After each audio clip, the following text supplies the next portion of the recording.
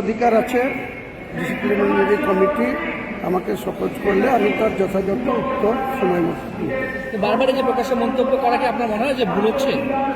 যখন আমি এমনি কোনো মন্তব্য করব না, দল ডিসিপ্লিনারি কমিটি তাদের অধিকার রয়েছে, তাদের অধিকার প্রয়োগ করে আমাকে যেসব পয়েন্টের শপথ করছেন আমি যথাযথ সময়ে তেনাদের সম্মান জানিয়েই আমি শপথের উত্তর।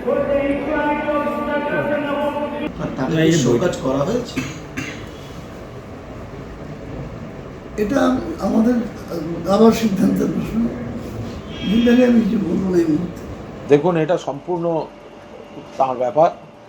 দল একটা নির্দিষ্ট নীতি, দলের একটা কাঠামো দল বারবার বলেছে, সেখানে হুমায়ুন কবির নিশ্চিতভাবে দল যদি কিছু তাকে কমিউনিকেট করে তিনিও নিশ্চয়ই দলকে সেটা কমিউনিকেট করবেন, কিন্তু বারবার অভ্যন্তরীণ বিষয়গুলো এইভাবে বাইরে নিয়ে যাওয়াটা ঠিক হচ্ছে না। উনি নিশ্চয়ই সেটা বুঝবেন।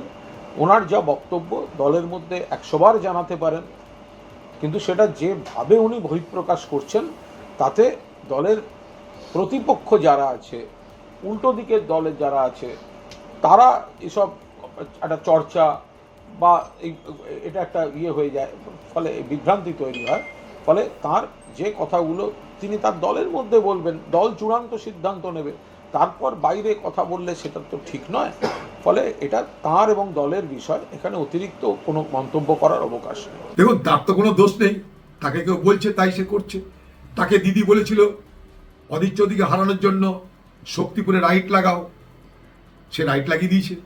তাকে বলা হয়েছিল হিন্দু মুসলমানের ভোট বিভাজন করার জন্য টিভির সামনে এসে বলো যে মুর্শিদাবাদে 70% মুসলমান, 30% হিন্দু।